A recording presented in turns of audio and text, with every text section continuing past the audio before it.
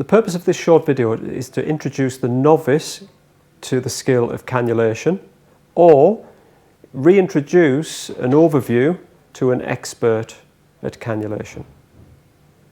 Cannulas come in a variety of sizes.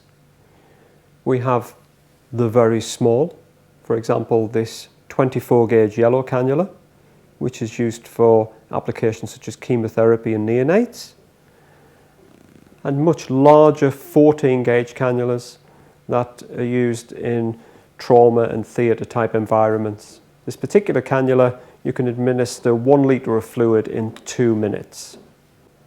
The standard everyday cannulas that we use within this organisation, this pink 20 gauge cannula is very much an everyday use cannula, fluids, antibiotics.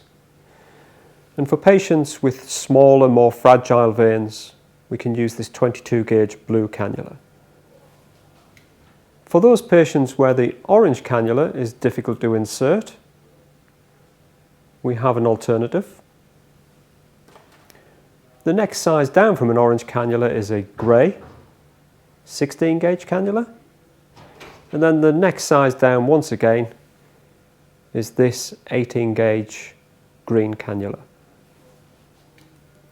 For a summary of cannulation size, everyday use, we tend to use the pink 20 gauge cannula.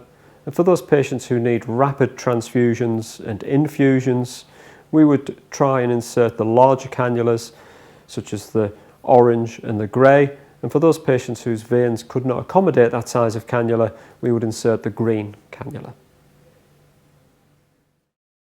The general rule for cannulation is that we start to attempt to insert the cannula low down the arm and then work our way up towards the antecubital fossa. However, if it's a patient who's suffered a cardiac arrest or is a trauma victim, we attempt to insert the cannula in a larger vein higher up the arm where the antecubital fossa area may be suitable. Certain patients have restrictions to where you can place the cannula. This includes patients who've had a mastectomy or patients who've got renal fistula. In both of those circumstances, you would want to avoid the arm affected. Right, we apply the tourniquet, putting 2 fingers underneath so we do not nip the skin. We palpate the vessel, ensuring it has not got a pulse. We clean the skin in multiple directions for 30 seconds. We allow the solution to dry. As it's drying, we put on our gloves.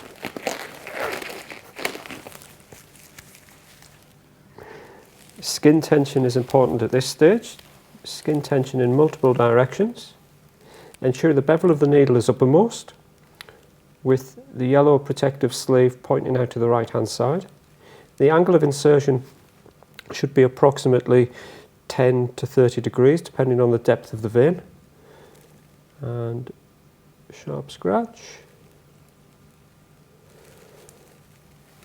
You can remove the skin tension at this stage, but hold the needle in one place. Attach the vacuum tube. Allow it to fill.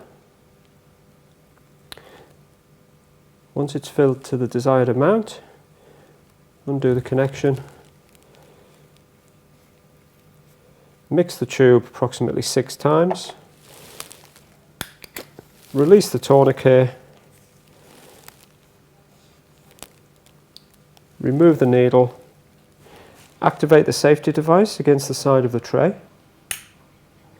Once you've activated the safety device, dispose of the shielded needle in the sharps container, and remember to complete the label fully. Peripheral cannula insertion is documented on our peripheral cannula care bundle. It includes the date, the time, the size, the lot number, number of attempts, reason for insertion, and your name, and then we indicate on the body where the cannula was inserted.